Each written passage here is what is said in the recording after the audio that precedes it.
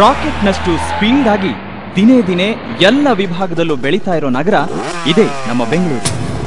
ಇಲ್ಲಿ ವಾಸವಾಗಿರುವ ಬಹುತೇಕ ಜನರಿಗೆ ಮೋಜು ಮಸ್ತಿ, ಹಣ, ಆಸ್ತಿ ಇವುಗಳ ಬಗ್ಗೆನೇ ವ್ಯಾಮೋಹ ಜಾಸ್ತಿ. ನಾವು ಬದುಕಬೇಕು ಅನ್ನೋದು ಮುಖ್ಯ ಹೊರತು ಹೇಗೆ ಬದುಕಬೇಕು ಅನ್ನೋದು ಮುಖ್ಯ ಅಲ್ಲ. ಇದೇ ನಮ್ಮ ಬೆಂಗಳೂರಿನಲ್ಲಿ ವಾಸವಾಗಿರುವ ಒಬ್ಬ ವ್ಯಕ್ತಿಯ ಕಥೆನ ನೋಡೋಣ.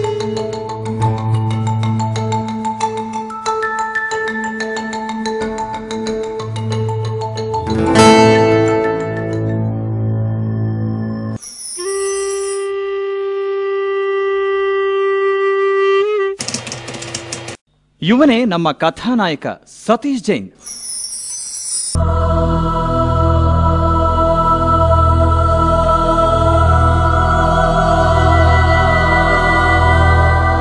ನಾನು ಯಾಕೆ ಇವನನ್ನ ತೋರಿಸಿ ಹೀಗೆಲ್ಲ ಮಾತಾಡ್ತಾ ಇದ್ದೀನಂತ ಆಶ್ಚರ್ಯ ಆಗ್ತಿರ್ಬೋದಲ್ವಾ?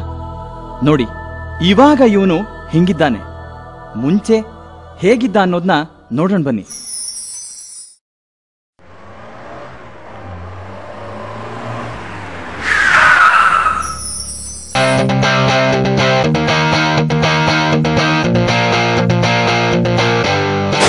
ಬ್ಯಾಂಗ್ಳೂರಿನ ಟಾಪ್ 10 ಬಿಲ್ಡರ್ಸ್ ಅಲ್ಲಿ ಇವನು ಒಬ್ಬ. Satish Jain group of constructions ನ ಪ್ರೊಪ್ರೈಟರ್. ರೋಜಾ, ಎಲ್ಲಿದೆಯಾ? ಹೋಣ ಆಯ್ತಾ ಔಟಿಂಗಿಗೆ?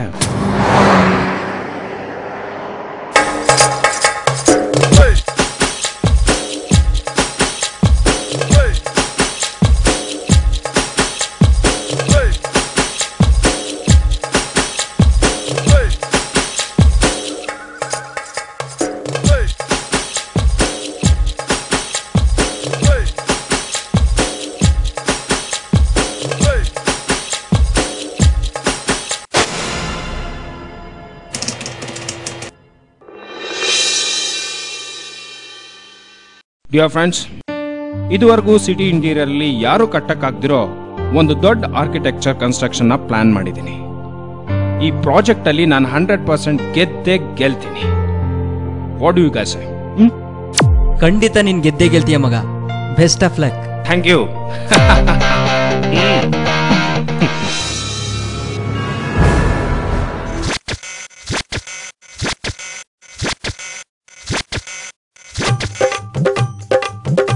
ಅರ್ಥ ಆಯ್ತಲ್ವಾ?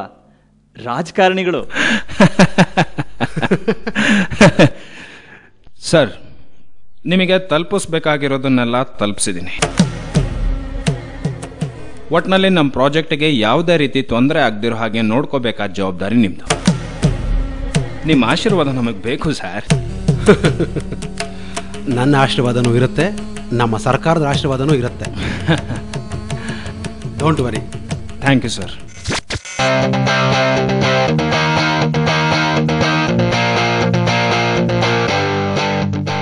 ಒಳ್ಳೇದಾಗಲಿ. ನಾನಿನ್ ಬರ್ತೀನಿ ಸರ್.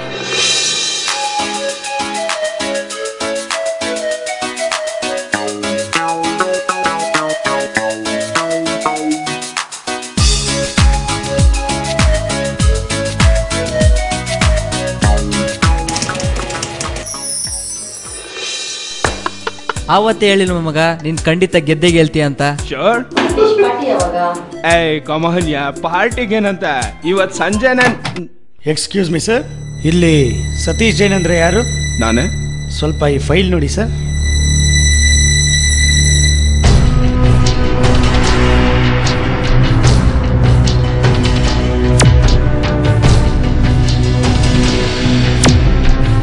ಸರ್, ನೀವು ಕನ್ಸ್ಟ್ರಕ್ಷನ್ ಮಾಡ್ತಿರೋ ಜಾಗ ಶ್ರೀ ಡೆವಲಪರ್ಸ್ಗೆ ಸೇರ್ಬೇಕಾಗಿರೋದು.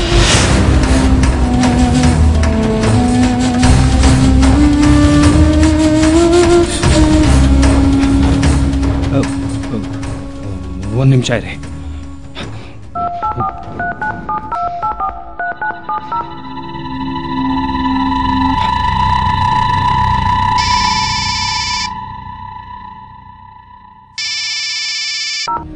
ಹಲೋ ಸರ್, ನಾನು ಸತೀಶ್ ಜೈನ್ ಸರ್. ಅದು ನನ್ನ ಪ್ರಾಪರ್ಟಿ ಮತ್ತು ಲ್ಯಾಂಡ್ ಬಗ್ಗೆ ಡಿನೋಟಿಫಿಕೇಶನ್ ಪ್ರಾಬ್ಲಮ್ ಇಂದ ನಮ್ಮ ಸರ್ಕಾರನೇ ಬಿದ್ದಾಗ ಮೂಮೆಂಟ್ಲಿದೆ. ಅದ್ರ ಮಧ್ಯೆ ನೀನು ಬೇರೆ ಒಬ್ಬ. ಇಡೇ ನಾನು ಫೋನ್ ಮಾಡ್ತೀನಿ ಸರ್. ನನ್ನ ಮಾತು